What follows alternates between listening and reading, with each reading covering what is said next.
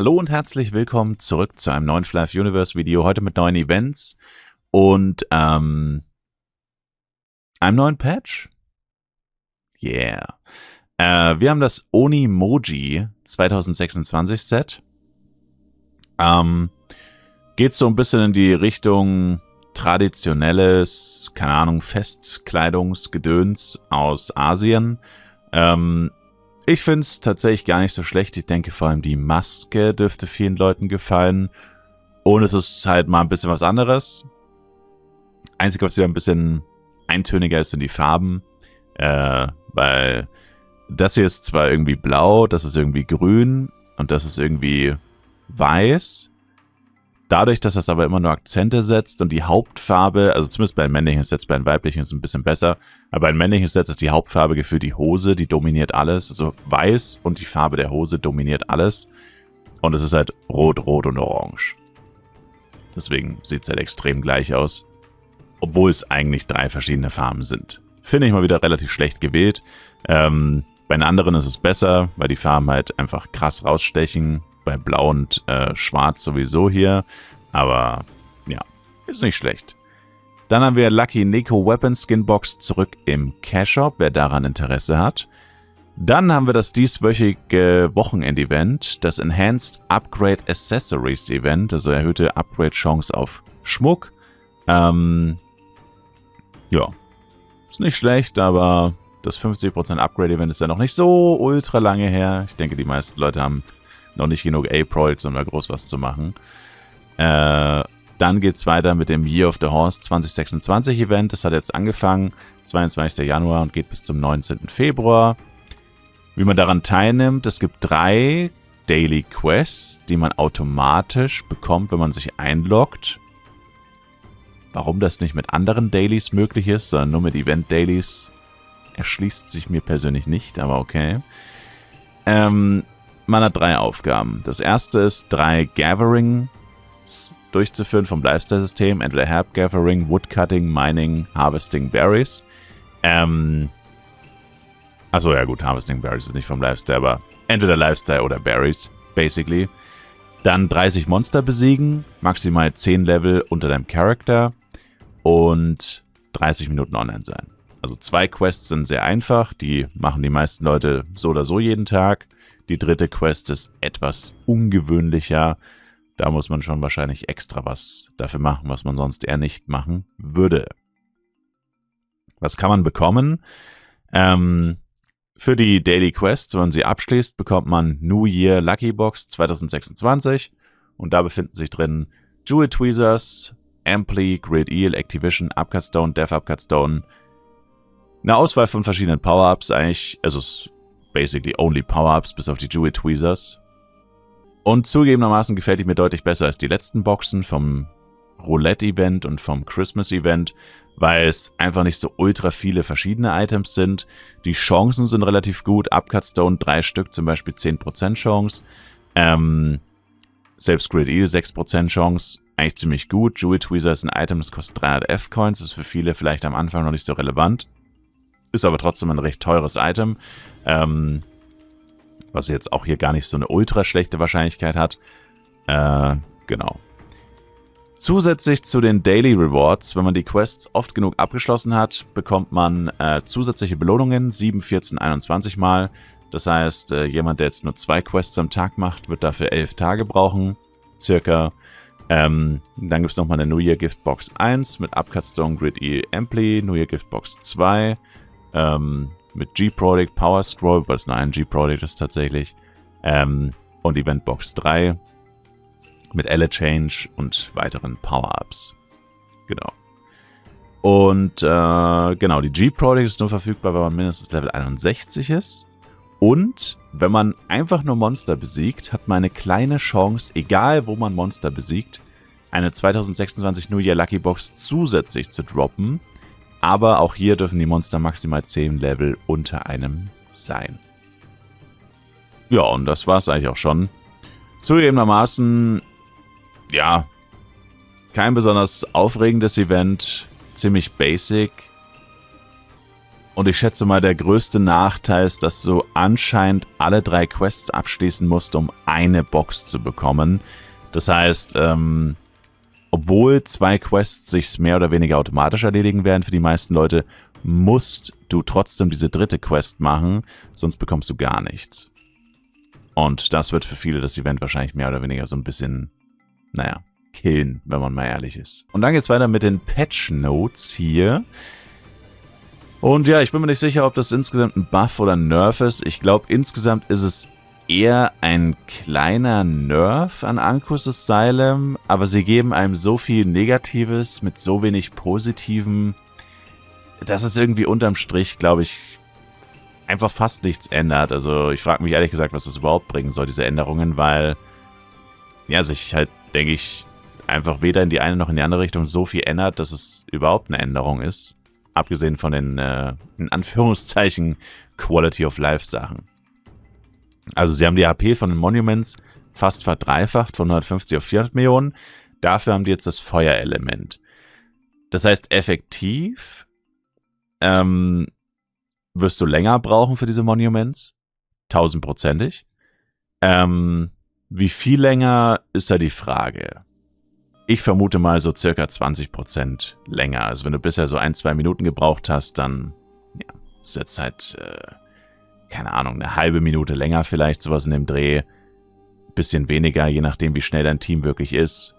Sowas in dem Dreh. Also nicht wirklich erwähnenswert, aber du hast ja mehrere Monuments, nicht nur eins. Also schon auf jeden Fall länger. Die maximale Anzahl an gleichzeitigen Summons von den Monuments wurde reduziert. Das heißt, die Sperre, wann du das Monument of Death kaputt machen kannst, eben wenn so eine Beschwörung noch am Leben ist, wurde reduziert. Das ist eher gut. Dafür wurde auch der Schaden von den Viechern erhöht. Also Monument of Death macht jetzt mehr Schaden. Tatsächlich hat das Vieh schon relativ viel Schaden gemacht. Oder diese Statuen haben schon relativ viel Schaden gemacht.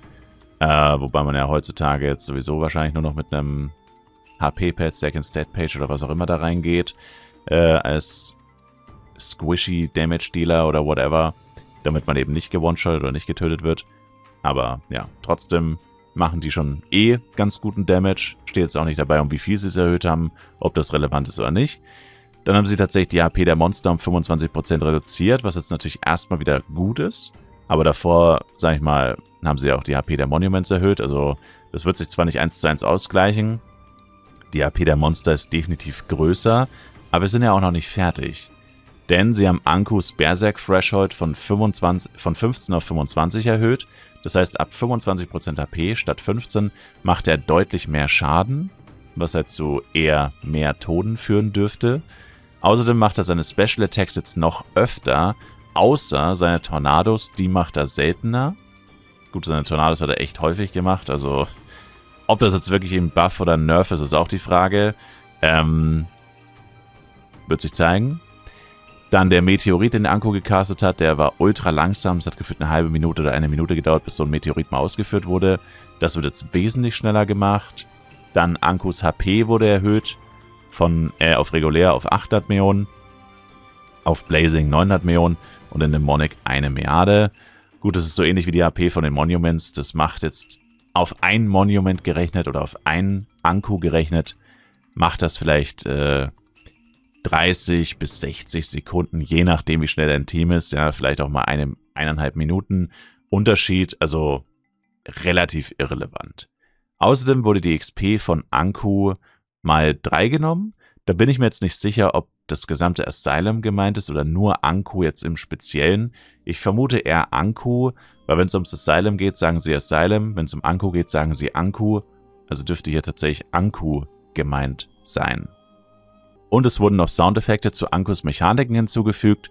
Charge, Fire, Breath und Wing Attack. Und das sind die 3 Angriffe, die die meisten Tode, denke ich, und die Tornados, oder die Tornados kommen jetzt ja auch nicht mehr so häufig, hervorgerufen haben. Und die soll man jetzt wohl, schätze ich mal, durch die Soundeffekte besser, leichter erkennen können. Gut, die meisten Leute spielen ohne Soundeffekte, also wird das denen nicht viel bringen. Genau. Unterm Strich denke ich, all diese Änderungen irgendwie zusammengeknäult in ein fettes Wollknäuel irgendwie einfach literally kein Unterschied, ehrlich gesagt. Also ja, die HP der Monster um 25% zu reduzieren, ist wahrscheinlich die größte Änderung und wahrscheinlich die einzige, die tatsächlich einen Unterschied macht. Also ich vermute mal, die Runs werden insgesamt ein kleines bisschen schneller sein. Dafür haben die Monuments alle mehr HP. Wie gesagt, pro Monument kannst du Minimum 20 Sekunden, denke ich, draufrechnen für den Run. Also insgesamt über eine Minute. Anku hat überall mehr HP bekommen. Auch da kann man Minimum 20, eher bis 60 Sekunden draufrechnen. Also das heißt, da brauchst du jetzt für alle Monuments und Anku zusammengerechnet, brauchst du wahrscheinlich ein paar Minuten länger. Dafür musst du für alle Monster töten ein paar Minuten weniger einrechnen vielleicht. Was unterm Strich halt, wie gesagt, wahrscheinlich ungefähr aufs Gleiche rauskommt. Die Änderung sollte wahrscheinlich dazu führen, dass es nicht mehr so AOE-lastig ist und man eher wieder ein paar Damage-Dealer mehr mitnehmen möchte. Ich denke persönlich, dass das überhaupt nichts bringt. Ehrlich gesagt. Ich denke nicht, dass das wirklich den gewünschten Effekt hat, den man sich hier wahrscheinlich vorgestellt hat. Aus Sicht der Entwickler. Ich denke, unterm Strich wird sich einfach so gut wie nichts ändern. Die Runs werden fast identisch gleich lang sein. Vielleicht 1 Minute kürzer, vielleicht 2 Minuten kürzer. Für viele wahrscheinlich kaum ein Unterschied zu spüren. Und dafür macht alles wieder mehr Schaden. Anku macht mehr Schaden, das Monument of Death macht mehr Schaden. Gut, Anku und das Monument of Death sind jetzt auch nicht unbedingt die Stellen, wo die Leute massenhaft sterben. Das sind auch eher die normalen Monster beim AOEen. Aber bei den Monuments sind schon viele Leute gestorben, bei Anku sind schon viele Leute gestorben. Also es macht es definitiv als auch nicht unbedingt so viel geiler oder chilliger. Ja, also unterm Strich bin ich der Meinung, dass es irgendwie eine Patchnote ist für Anku's Asylum, die ziemlich wenig bis eher nichts bringt. Dann haben wir Klassen Balance Changes. Sky Splitter Weapon Scaling wurde reduziert auf mal 15. Was auch immer es davor war, wird wie immer nicht gesagt. Müsste man jetzt selber wissen oder nachschauen. Reduced Rush Attack Damage bei 40%. Rush Attack war ein Skill, der vor allem im PvP wohl zu Unmut geführt hat. Ob 40% reicht, kann ich nicht beurteilen. Last One Standing Reflect Damage wurde von 600% auf 250% reduziert, was schon ziemlich heftig ist. Nicht, dass es jetzt wirklich so ultra relevant war, aber ja, ist trotzdem mehr als die Hälfte weg. Es wurde entfernt, dass man nicht gestunt geroutet werden konnte bei Execution of Justice. Die HP Recovery Incoming Healing Bonus wurde auch halbiert von 60 auf 30. Und der Cooldown von Undying wurde von 5 Minuten auf 10 Minuten erhöht. Also vor allem Tank Knight wurde hier getroffen. Und zwar wurde Tank Knight hier tatsächlich deutlich schlechter gemacht. Zugegebenermaßen, Tank Knight war ein bisschen OP, kann man auch sagen. Aber hier, wie gesagt, sie nehmen ihm überall die Hälfte weg. Hälfte vom Reflect Damage, mehr als die Hälfte sogar. Hälfte von der HP Recovery. Und sie verdoppeln den Cooldown. Von seiner wahrscheinlich stärksten Fähigkeit, der Undying-Fähigkeit. Dann Force Master reduced Nance Sphere's Weapon Scaling to 7 und remove Damage Reduction from Eye of Iblis Teammate Aura und Master Aura. Crack Shooter hat einen PvP-spezifischen Barrage-Nerf bekommen. Und zwar wurde die Zeit, die Barrage aktiv ist, um 50% reduziert in PvP. Und der Cooldown wurde auf 100 bis 120 Sekunden erhöht von 40 bis 60 Sekunden. Ringmaster wurde angepasst, sodass irgendwie Attack Power und Attack Speed immer die vollen 20% geben bei 500 Int. Hat wohl auch nicht so 100%ig funktioniert. Ich muss auch sagen, ich verstehe es persönlich sowieso nicht, warum es so ist, dass manche Buffs schon bei 400, was weiß ich, 78 oder was auch immer es ist, den Maximumwert geben. Haste und GT aber nicht. Das ist so eine klassische Fleips-Sache, wo ich mir denke, unabhängig davon, ob das jetzt Sinn ergibt oder nicht, warum zur Hölle ist das so? Warum? Was machen diese 17 Int oder 22 Int oder was auch immer für einen Unterschied? Warum muss das immer so ein goofy Zeug sein? Das ist, ja, brauchen wir nicht drüber reden. GT soll es auf jeden Fall so sein, dass es bei 500 auf jeden Fall immer richtig ist. Dann Seraph, Flow of Salvation Cooldown, ist jetzt 5 Sekunden auf jedem Level. Flow of Salvation Bounce Range wurde auf 15 Meter erhöht. Wie viel auch immer das ist, keine Ahnung, und ich weiß auch nicht, wie viel es davor war. Salvation Healing wurde erhöht auf, ja, ihr seht's, auch da, keine Ahnung, was es davor war. Also Scaling von dem Healing wurde erhöht. Dann Gloria Patri wurde ebenfalls um 50% erhöht. Die Heilung, die davon kommt. Gloria Patri Master-Variationen wurden ebenfalls erhöht. Und Gloria Patri Scaling auf ein Master-Variation wurde angepasst, damit es konsistenter ist. Und das war's auch schon, was Balancing angeht. Also, weiß nicht, Mentalist angeblich macht genauso viel Damage wie Blade. Mentalist komplett broken in PvE. Scheint hier nach 2 Monaten nach dem Update bei den Entwicklern noch nicht angekommen zu sein, dass das vielleicht irgendwie nicht passen könnte. Da dürfen wir jetzt auf jeden Fall wenigstens wieder 2 Wochen drauf warten. Die Garderobe ist nun mit allen Charaktern auf demselben Account und Server geshared. Actually pretty huge, aber auch ein bisschen ätzend, dass das jetzt erst kommt, nach fast 4 Jahren. Ich habe zum Beispiel auf sehr vielen Accounts, auf mehreren Chars die gleichen Skins. Klar habe ich durch größtenteils Events und sowas verdient, keine Frage. Aber es gibt bestimmt auch Leute, die sich die gekauft haben und in die Garderobe gepackt haben. Und das war jetzt quasi komplett sinnlos. Tut schon ein bisschen weh. Costume Parts werden jetzt richtig in den Tooltips angezeigt, wenn sie schon in der Garderobe sind. Alle Interface-Themen, die man auswählen kann, haben jetzt eine richtige MP-Bar, die angezeigt wird. Also unter der HP-Bar, wenn du jemanden anklickst, einen NPC oder einen Charakter, ist eine MP-Bar und bei vielen hat die entweder gar nicht funktioniert, gar nicht angezeigt oder falsch. Alle Game Translations wurden angepasst. Slightly repositioned Expedition back und improved naming Scroll of Amplification for better readability. Das ist auch so eine Änderung, wo ich mir denke, what? Also vorher war Scroll of Amplification ES20 zum Beispiel und jetzt ist es 20 Scroll of Amplification ES. Inwiefern ist das eine bessere Readability? Wenn überhaupt, ist es eine schlechtere Readability, weil ich erst 20 Scroll of Amplification ES und vorher war Scroll of Amplification ES20. Also inwiefern ist das besser? Ist es beides schlecht und das zweite, das neue, ist schlechter? Also keine Ahnung, was diese Änderung soll. Erstens ist sie ultra random und ich glaube, kein Mensch hat danach verlangt. Und sie ist literally schlechter. Es ist literally ein Downgrade. Wortwörtlich ein Downgrade. Verstehe ich nicht. Ja, dann gucken wir uns mal die Repositionierung von Beck an. Also ich muss sagen, bin ich auch wieder sehr enttäuscht darüber, muss ich einfach zugeben, weil ja, es ist besser als vorher, aber das Problem war, ich meine, ja gut, er stand vorher komplett am Rand, das ist auf jeden Fall besser. Abschließend bewerten kann man das erst, wenn man wirklich mal sehr oft seine Dailies gemacht hat, über Wochen lang, weil das erste Mal, als Beck hier stand, hat man das auch noch nicht wirklich als Problem wahrgenommen, beziehungsweise hat man es am Anfang runtergespielt und erst nachdem man wirklich hunderte Male hier runtergefallen ist, hat man gemerkt, wie ultra ätzend es ist.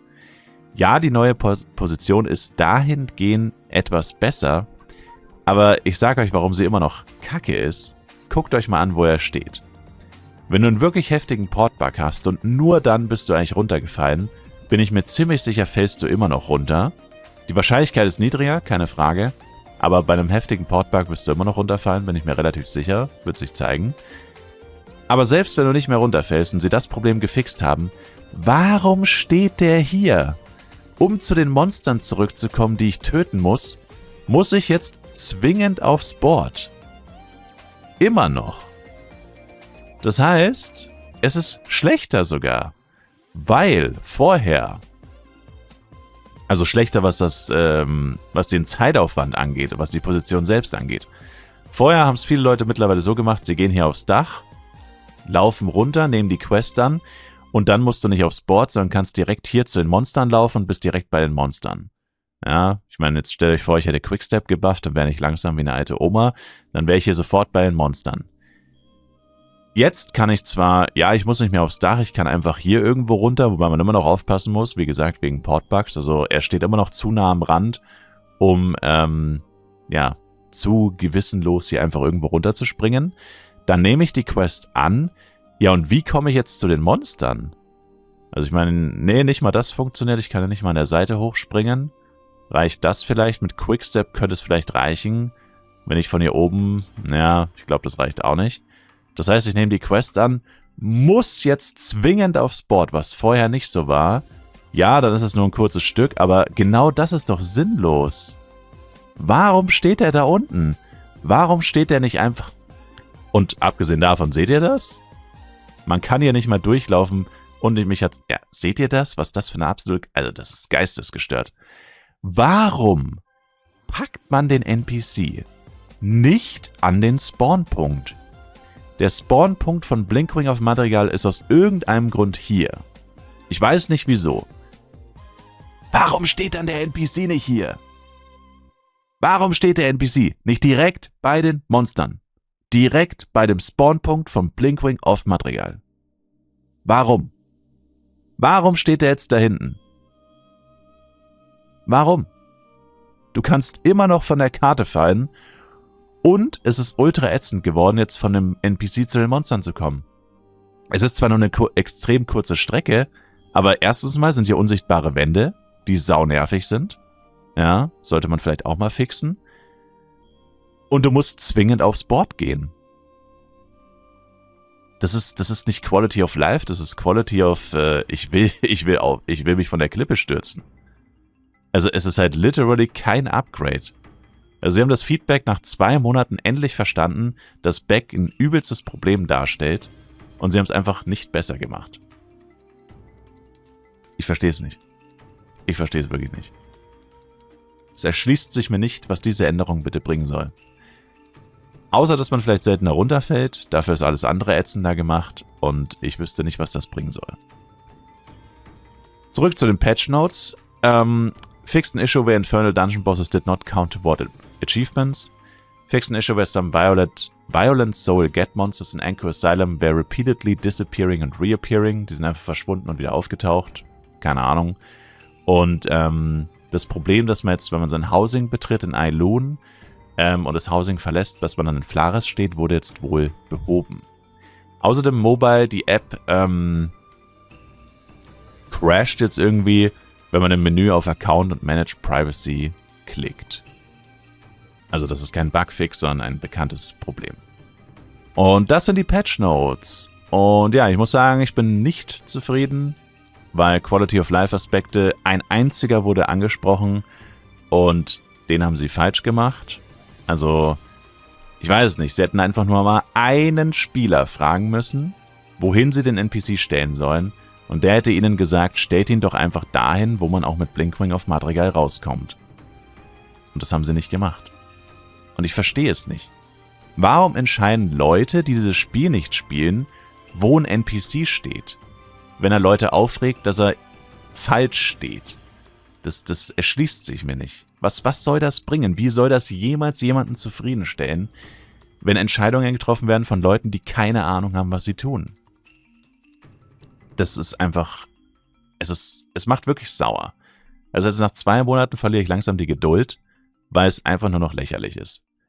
Ich weiß nicht, Ankus Asylum ist das Gleiche. Ich meine, diese Änderungen bringen letztendlich unterm Strich eigentlich gar nichts, außer dass Leute, die bei Ankus schon oft gestorben sind oder bei Monument of Death öfter mal gestorben sind, noch öfter sterben werden und die gesamte Runzeit sich wahrscheinlich um so gut wie gar nicht ändern wird. Die schnellsten Teams werden vielleicht minimal schneller sein, die langsamsten Teams werden vielleicht sogar ein bisschen länger brauchen. Ja, alles in allem sind das wieder so Änderungen, wo ich nicht ganz verstehe, worauf wir da jetzt 2 Wochen gewartet haben, ehrlich gesagt. Wir können weiter im Stream darüber diskutieren. Schaut auf jeden Fall vorbei. Twitch-Links in der Videobeschreibung. Ich freue mich, wenn ihr vorbeischaut. Und wir sehen uns auf jeden Fall im nächsten Flive Universe Video wieder. Bis dann rein. Macht's gut und ciao, ciao.